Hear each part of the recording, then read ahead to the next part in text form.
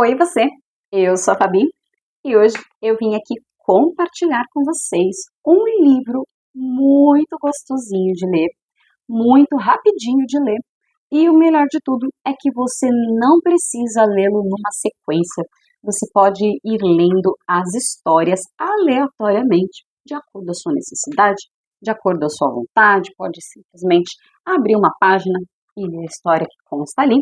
No entanto, esse é um daqueles livros que muitas vezes puxam a nossa orelha para uma coisa muito simples, que é experimentar e vivenciar o momento presente.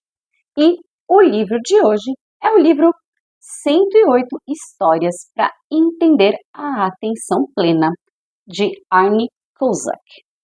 E é sobre ele que eu vou falar hoje. E se você me acompanha aqui no canal, já deve ter visto outros vídeos de um tempo atrás que eu fiz abordando esse tema do mindfulness, da atenção plena, resenhas de alguns livros sobre o assunto. No entanto, isso é o tipo de coisa que muitas vezes a correria do dia a dia, a ansiedade e muitos outros fatores externos podem fazer com que a gente acabe esquecendo um pouco disso e caindo na tentação da ansiedade, vivendo num tempo e em situações que talvez nem aconteçam.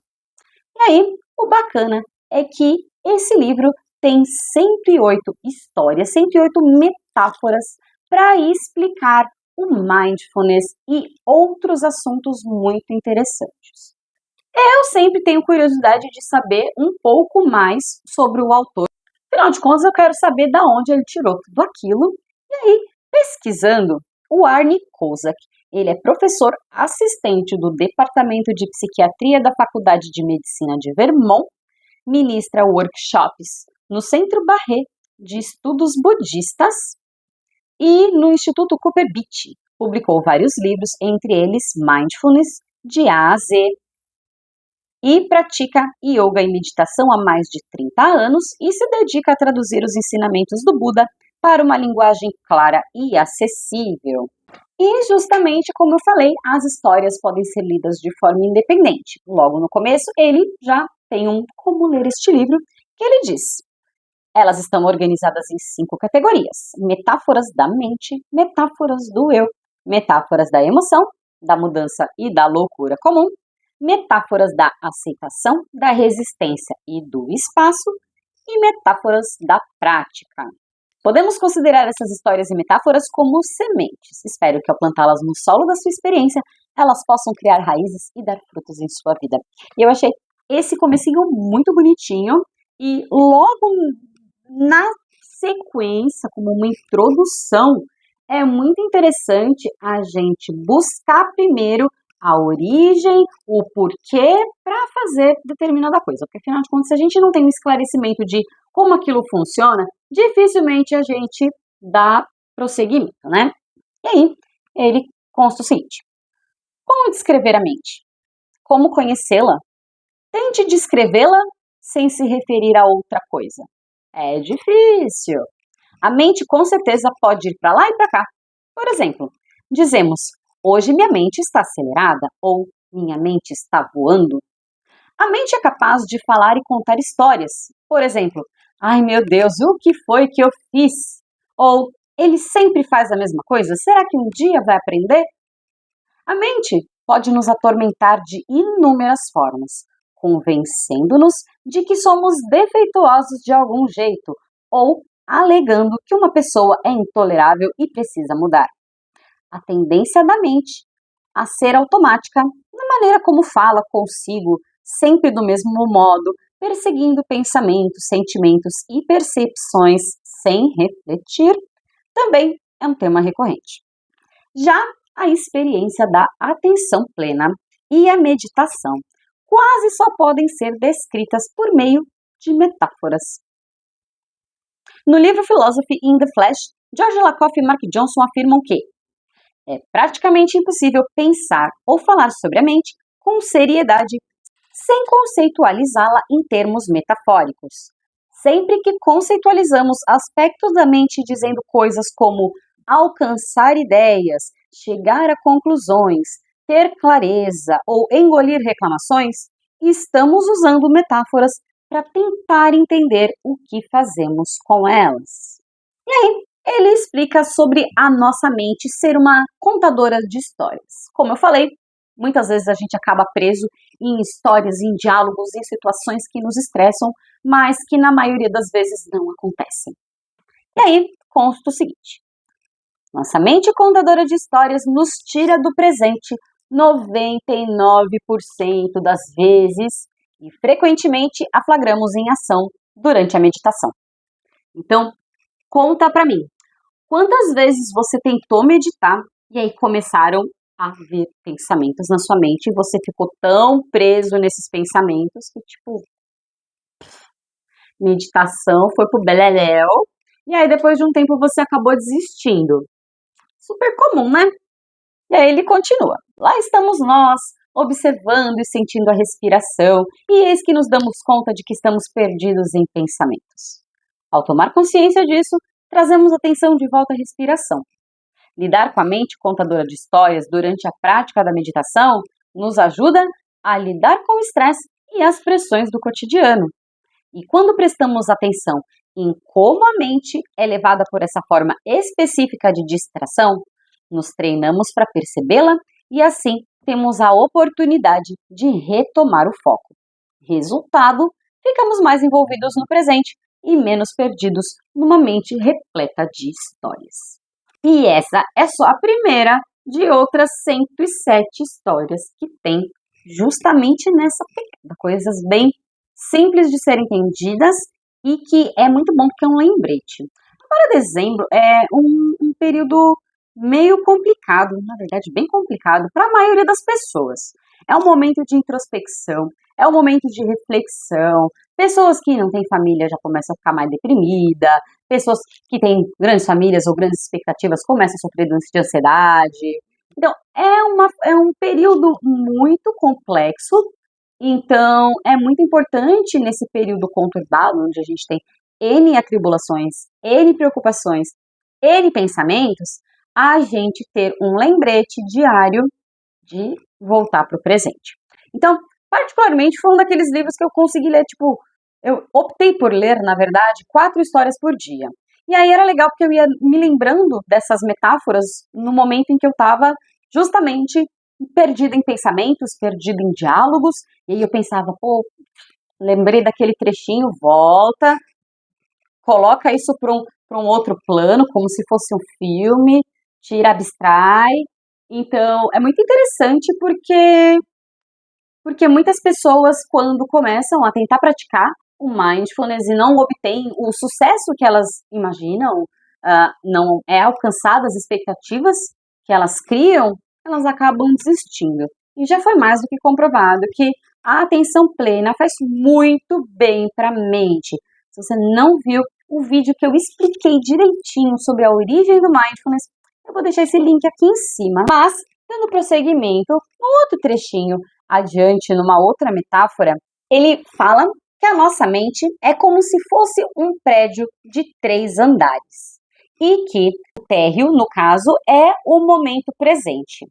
Segundo ele, o térreo é o andar que se encontra firmemente assentado no chão do ser. É o que está acontecendo agora. Nesse nível, o cérebro identifica o que foi sentido e inicia um processo de categorização.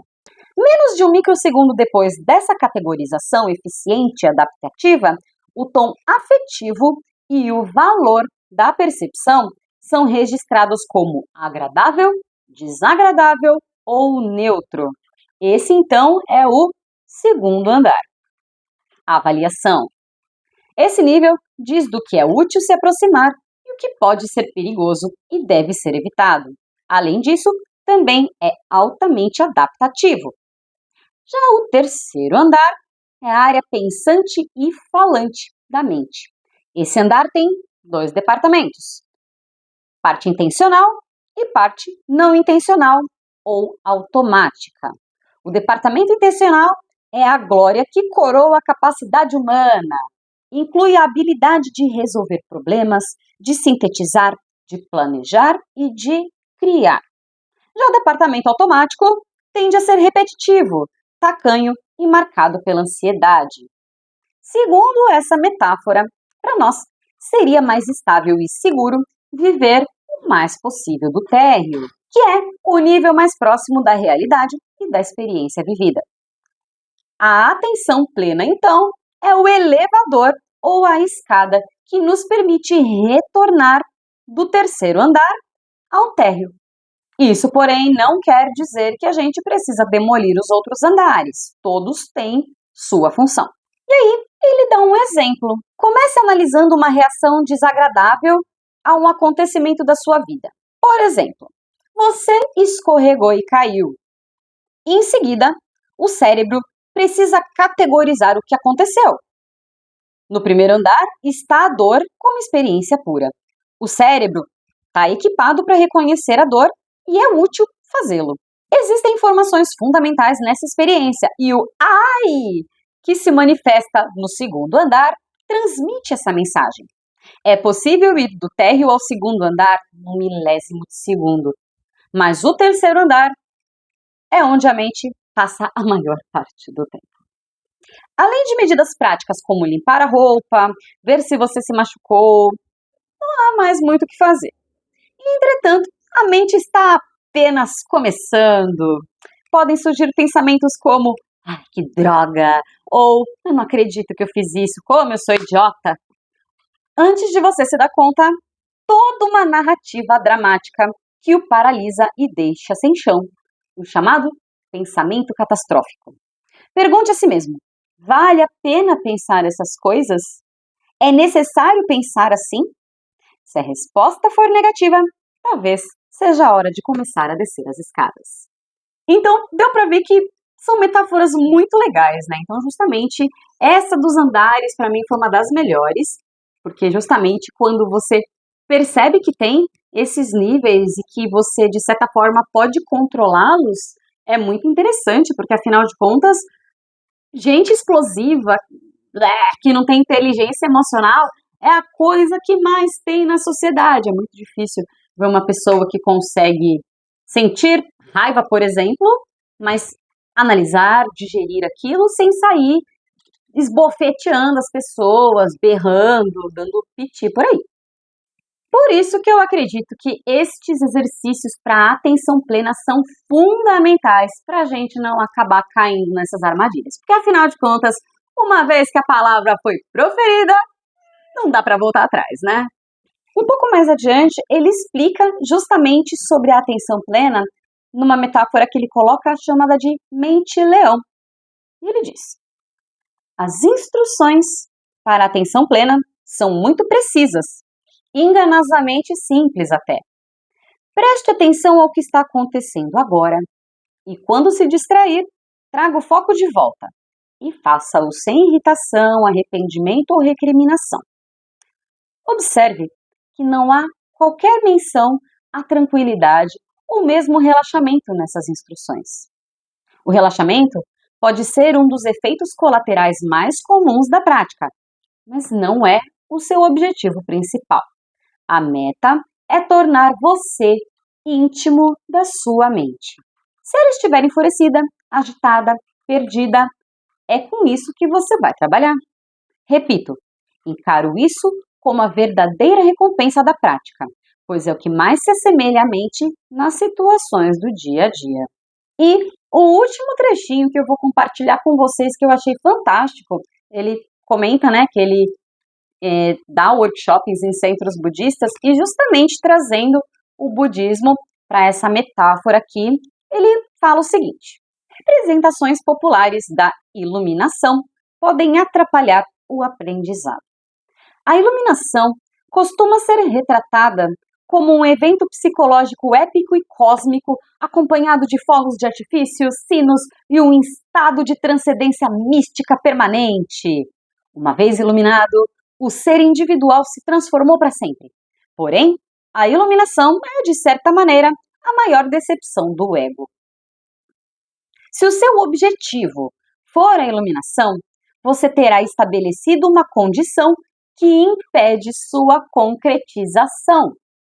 Uma pessoa não pode se esforçar para alcançar a iluminação. Entretanto, ela fluirá diretamente da prática. Um estereótipo equivocado consiste em afirmar que a iluminação budista torna o indivíduo livre de desejos e paixões. Essa é uma lamentável consequência da linguagem usada para descrever o apego, o desejo e a vacuidade. Embora seja totalmente engajada, a mente aranha não está focada nos resultados. Ela não reclama nem lamenta quando as coisas não saem como desejado. Não se sente privada ou decepcionada, tentando se apegar em vão a tudo que possui. A mente aranha vive no momento presente. E, mais importante de tudo, ela não se leva muito a sério. Muito legal, né? Eu adorei esse livro. Eu achei esse livro muito legal. Fazia tempo que eu não lia um livro assim com várias historinhas. Eu gosto desse tipo de livro. É bacana desse tipo de livro também que dá até para você ler mais de um livro junto. Às vezes eu gosto de fazer isso quando são livros de poemas, poesias, metáforas, historinhas curtas, independentes. E aí eu gosto de alternar, geralmente com uma biografia ou um romance, alguma outra ficção. Porque aí quando você está cansado um pouco de ler a continuidade de uma história, você vai lá, lê alguns textos aleatórios, e depois você volta. Eu gosto de fazer isso de vez em quando. E aí eu te pergunto, gostou? O que você achou? Já tinha visto, já tinha lido esse livro antes? O que você achou dele? Gostou? Não gostou? Se não gostou, por que não gostou? Comenta aqui embaixo a sua opinião, eu também vou querer saber. Então, é isso. Eu espero que vocês tenham gostado. Se você gostou, não esquece de deixar o seu joinha, se inscrever aqui no canal para receber as notificações dos próximos vídeos e vocês também podem ver os diversos vídeos dessa playlist aqui em cima, tá bom? Então, por hoje é só. Um beijo e tchau, tchau!